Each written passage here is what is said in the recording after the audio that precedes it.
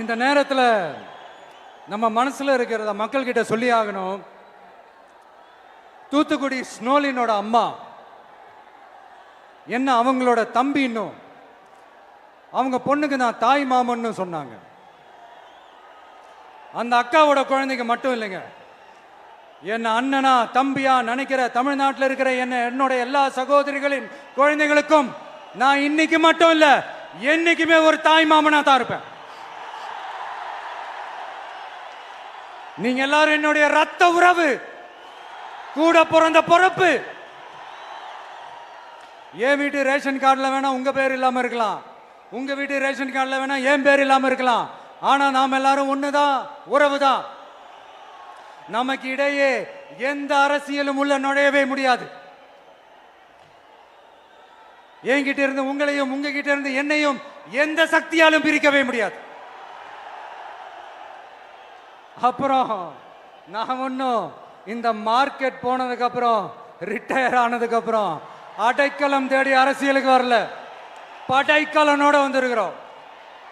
Powerful போர்ஸோட,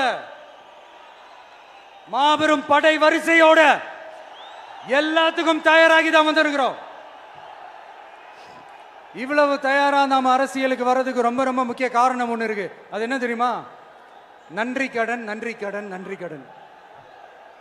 கிட்டத்தட்ட ஒரு 30 வருஷத்துக்கு மேல நீங்க தான், நம்ம மக்கள் தான் என் கூட நிக்கிறீங்க, எனக்காக நிக்கிறீங்க, என்னை தாங்கி பிடிக்கிறீங்க, மனசுல ஏந்தி பிடிக்கிறீங்க, தாய் அன்போட மடியில ஏந்திக்கிறீங்க. உண்மையை சொல்லணும்னா வேற யாரை விடவும் எனக்கு இந்த அன்பையும் ஆதரவையும் கொடுத்திருக்கிறீங்க. என் மேல உயிரையே வச்சிருக்கிறீங்க. என்ன உங்க வீட்டுல ஒருத்தனாவே ஆக்கிட்டீங்க. நீங்க எனக்கு கடவுள் கொடுத்த வரம்.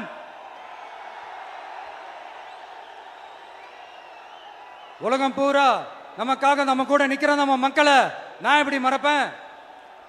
நான் என் லைஃப்ல ரொம்ப உயிரா நினைக்கிறது பெண்களை, குழந்தைங்களை, இளைஞர்களை, உழைக்கிற மக்களை தான். இவங்க தான் நம்மளோட வகைரா.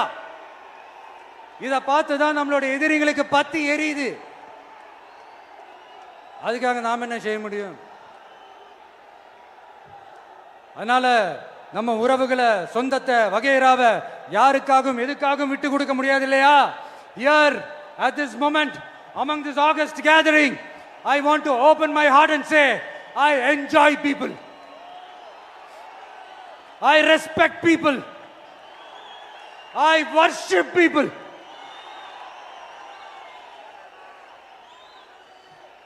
சரிப்பா, இவ்வளவு செஞ்ச நம்ம மக்களுக்கு நன்றி கடனா உன்னால முழுமையா செலுத்த முடியுமான்னு கேட்டா சத்தியமா சொல்றேன், என்னால முடியாதுதான்.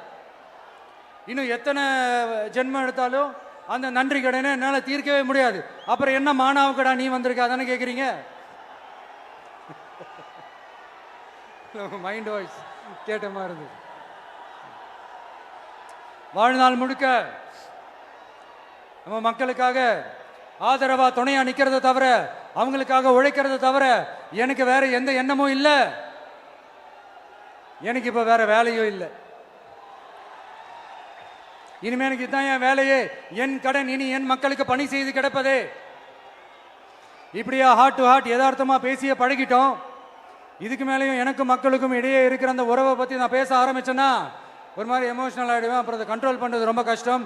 அதனால என்ன மனசார நேசிக்கிற நம்ம மக்களுக்கு ஒன்னே ஒன்று சொல்றேன். இந்த விஜய் உங்க விஜய், உங்களுக்கான விஜய், உங்களுக்காக மட்டுமே இருக்கிற விஜய். உங்க கூட நிக்க, உங்களுக்காக நிக்க, உண்மையா நிக்க, உணர்வோட நிக்க, உறுதியா நிக்க, உங்க கூட பேச, உங்களுக்காக பேச, உண்மையா பேச, உணர்வோட பேச, உறுதியா பேச, உங்களுக்காக சேவை செய்ய உங்க விஜய் நான் வர.